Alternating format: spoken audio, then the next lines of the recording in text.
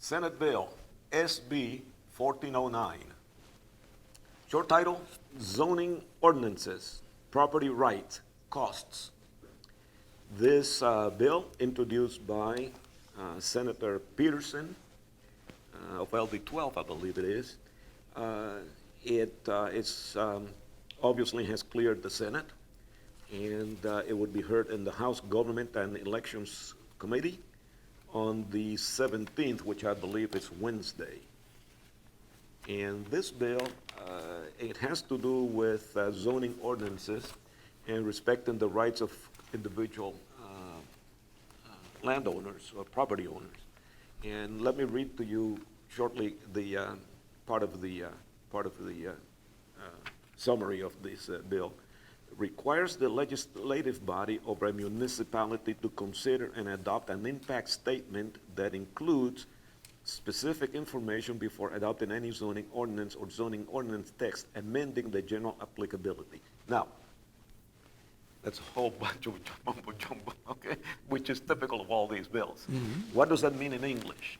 Okay, what that means is that, remember how you're supposed to have a environmental impact, okay, when you do something? Mm-hmm. What this is saying is that you should also have a financial impact. When you do this zoning, what does it do to the property owners of that area when you're going to change the zoning? And you have to take that into account. And in that sense, I think it's a good bill, because you may be sitting there on a piece of property and you thought it was going to generate certain income and it had certain value, and all of a sudden they rezone it, and you're out of luck. Now, I don't think that this bill provides enough protection against that, but at least it forces the issue of having an impact as to what that's going to happen, which will be the first step in possibly not doing the rezoning. We all know that the people with the most money usually win the rezoning battle. Okay?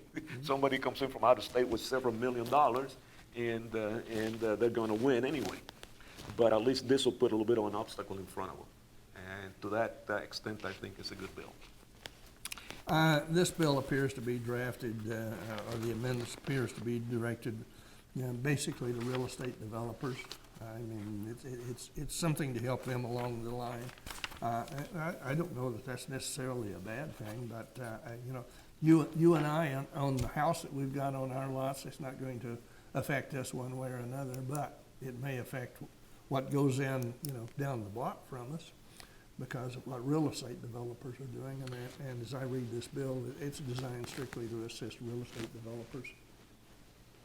Well, yeah, but not totally. It's a combination here. So anyway, the bottom line is that I kind of like this bill, and so that's what I don't have any major heartbreak with it. Yeah, that's what I am going to recommend when I send my suggestion that you should contact the members of the House government. Now, this is a good time, I think, to do a little training here, Archie. When we suggest that you call legislators with a yes or a no or whatever, it's a good idea to pay attention to who is going to be hearing the bill, because in all the bills that we are covering here so far, it's a committee, and there's 8, 9, 10 people in the committee. No sense in sending an email or making phone calls or whatever to 60, 70, 80 legislators when only a handful are going to be looking at the bill. Correct. So, and that applies to this, and it applies to any time that you have a bill in a committee. When you contact legislators, you should limit your contact to those people that are going to be hearing the bill. And in this case, it happens to be the House Government and Elections Committee. Those are the people you need to contact.